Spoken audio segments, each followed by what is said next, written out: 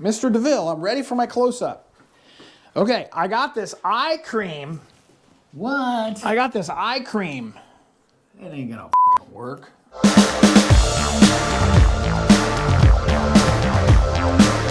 I guess we're gonna talk about overcoming plateau. It's that time of year, huh? Yeah. A lot of people get back on the health train. I think we're on that health train. Well, right? we are for sure because we've been on it for, I don't know, 4 or 5 days, 6 days. But 10 years we've been doing this, and so periodically you got to reset the clock. Right. And I definitely put on a few lbs. My brother's been better about keeping the weight off, but you slide back into old habits if you don't make it a lifestyle.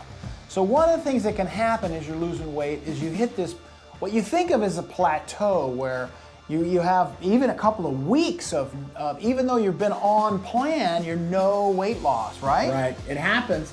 And these are some, we have some recommendations or some tips for how you can avoid these or break through these plateaus, right? Right, because everybody sees them, and it's not really a plateau if you haven't seen anything in a few days or a week. It really needs to be 2 weeks or more, I think, is what the definition of a plateau is, of no weight loss. And the understanding that you're on plan 100%, because if you're not on plan, of course your weight's not going to go down. Right, and so the number one thing I would say that's not really listed in this is have an accountability partner. Have somebody that's going to help you stay on task so that when your willpower is waning, you got somebody to reach out to and say, man, I'm really wishing I could have that ice cream.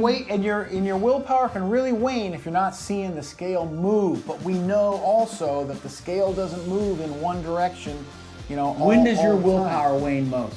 When it's up. I know, but what time of day or what? Oh, at night. Because I'm fatigued. My decision fatigue is at its peak. I think that's the same for everyone, right? So at night, hey, just go to bed, right? You can just go to bed. Let's go through our tips, shall we? Oh, really? Okay. Yeah. Okay, first thing you want to do when you're having a plateau, you think you're having a plateau, is you want to focus, making sure that you're eating the lower carb veggies. And you can do a quick look with Grok. It's a glycemic index. Yeah, you want to have low glycemic veggies. So you want to stay away from carrots, corn, all the good stuff, really. Right. Carrots and corn. Well, obviously bread, Brussels sprouts, anything like that, right? Yeah, too. but I'm talking about just veggies here. I'm confused. Low carb veggies. All right. Yeah. How about condiments? Condiments is another thing that you need to really be mindful of, right? That you can put a lot of calories. How many people have seen people go to the Salazar Us or whatever the place they used to be, and they'd load it up with the ranch and the blue cheese, and they got 300 or 400 or 500 calories in dressing on this supposedly low calorie meal. And that, we're thinking of dressing as a condiment. It's also true if you got mayo or something on your sandwich or on your other stuff. Right.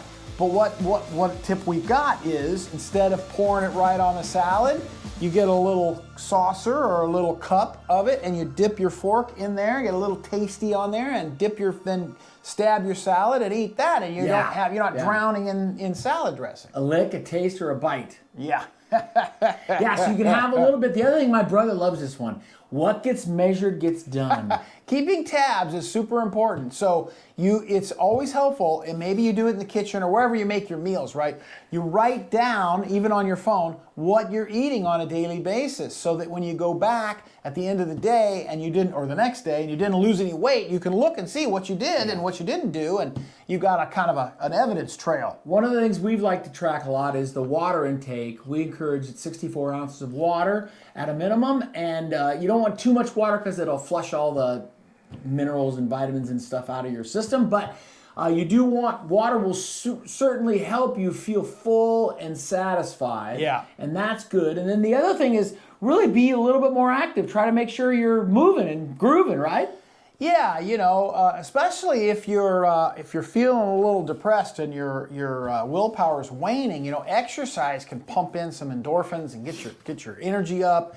Going for a 20-minute walk, get out and about, get a little sunshine, all that stuff will help for sure.